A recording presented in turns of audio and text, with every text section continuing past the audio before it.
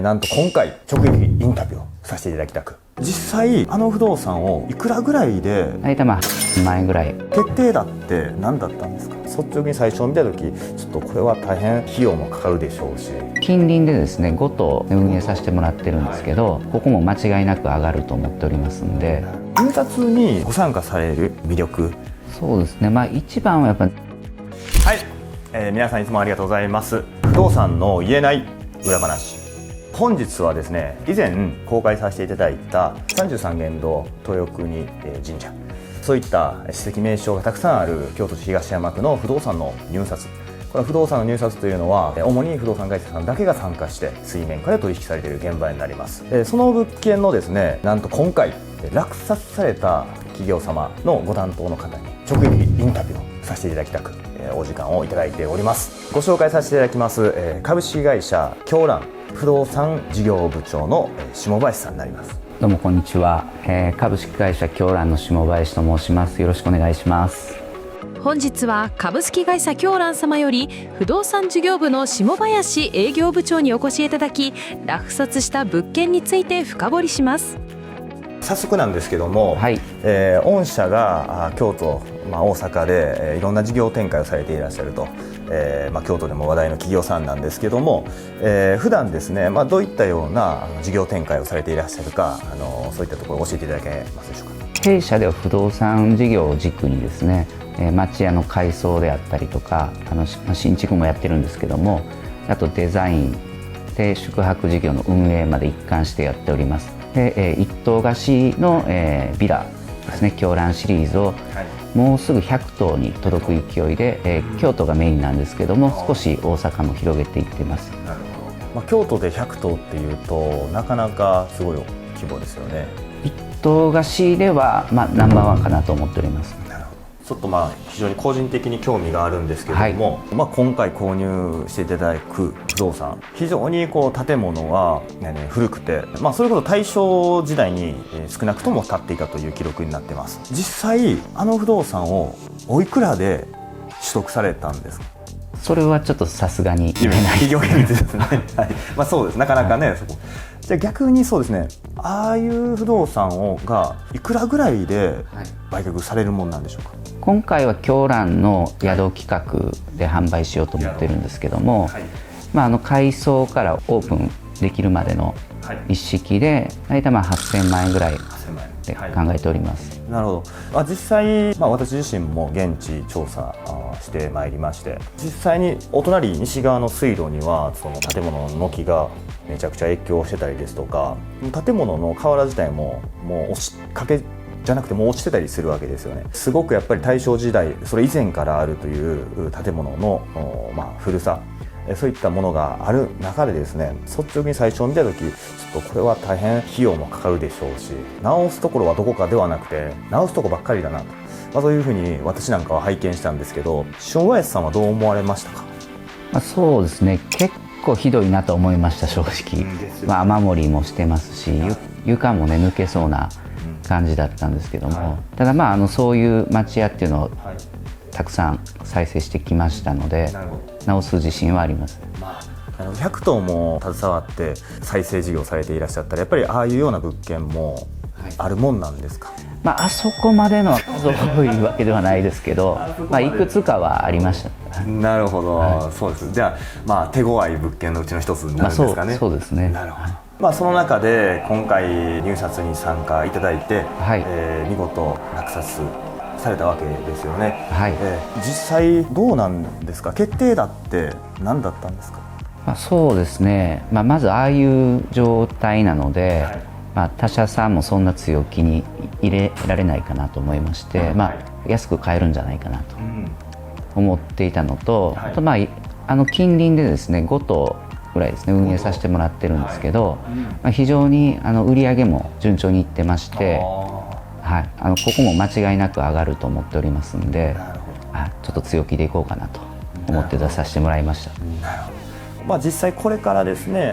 京町屋をどのように販売活動をしていかれるかとかってもうご予定あるんですかね？そうですね、まずはデザインしてプランを作りまして、買い主さんを探すということなんですけども、まあ、基本はやっぱり町屋を残して再生して売ってはいきたいんですけど、まあ、ここも飼い主さん次第っていうところもありますんで、とおっしゃいますと。町屋ってどうしても建物が古いですし、融資がつきづらいんですね。はい、まあ、銀行さんの兼ね合いで新築じゃないとダメっていう方もいらっしゃるので、はい、まあ、そういう方はちょっと残念なんですけど、町屋を取り壊して新築、町屋風のものを新築するという方もいらっしゃいます。やっぱりその昭和25年以前の木造の建物、そしてその京町屋といわれる一生を残しているもの、はい、こういったものに非常に皆さん魅力を感じていただくわけですけど、はい、やっぱり金融機関さんの方がっていうことなんですかね。そうですね、まだ京都の銀行さんとかは割と評価はしてもらえるんですけどね、はい、はい、ただ弊社のお客さんはやっぱり遠方関東とかね、あと関西圏でも大阪の方が多いので、そこの金融機関があまりこう京町屋についての知識もないですし、評価もしてくれないので、せっかくその京町屋をこうしっかり残していこうと京都のね市政も頑張ってやっていらっしゃるんですけども、なかなか京都以外の金融機関さんから担保評価という意味では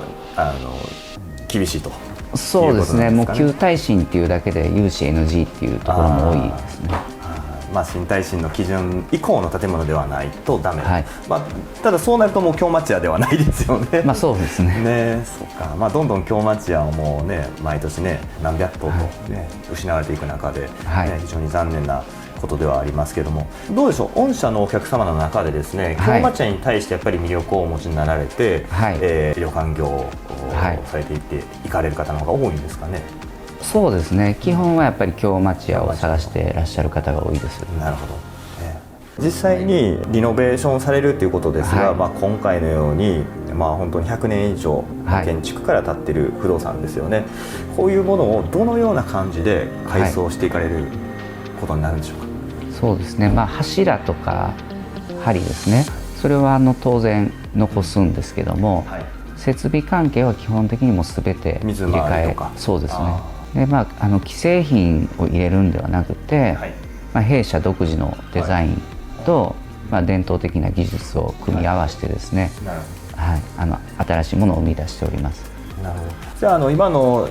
いわゆるリクシルさんとかそういったところから商品を仕入れられてというわけじゃなくて、独自で商品仕入れをされるということですかね。なるほど。なおかつ、まあ、構造自体が木造の軸組工法の、京町屋なんで、そのあたりは専門の職人さんにお願いされるというイメージですかね。そうですね、なかなかこう建売りばっかり建ててるような大工さんで難しいので、ベテランの大工さんにお願いしております。基本的にその京町屋の衣装、まあ、例えば格子ですとか、あとはそうですね、京都特有のその土間からどんどん奥に行った奥庭に行ってというような構造ですよね、ああいったものでどうされる感じなんですかね。そのまま生かされるようなイメージですか。基本的には生かすんですけど、まあ、少し和モダンの要素を取り入れて、本当のこう古い町屋だけだとどうしても写真映えがしないので、見栄えよくですねさせてもらいます。これからねどのように生まれ変わるのか、楽しみです。ありがとうございます入札にご参加される、まあ、そういった時にですね、まあ、どういったところに醍醐味ですとか魅力メリット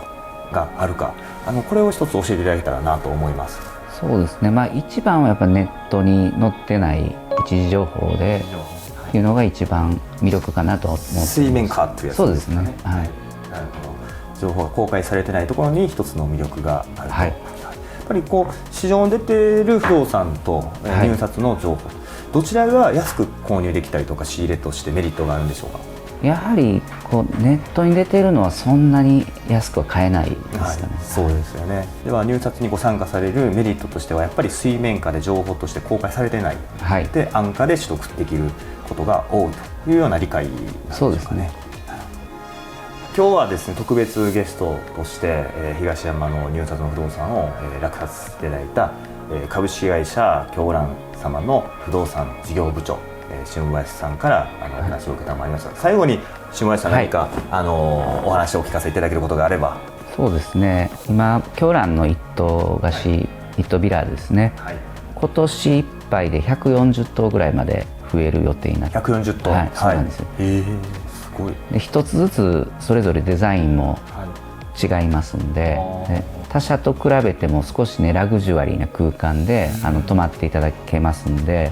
はい、よかったら皆さんぜひ泊まりに来てください。140棟を運営されていらっしゃる法人さんもなかなかございませんので、ぜひですね京都お遊びにいらっしゃる方、京蘭さんの施設、宿泊施設をご利用いただけたらなと思います。2ポイント。今回東山の入札物件、皆さんよくご覧いただいたかと思うんですけども、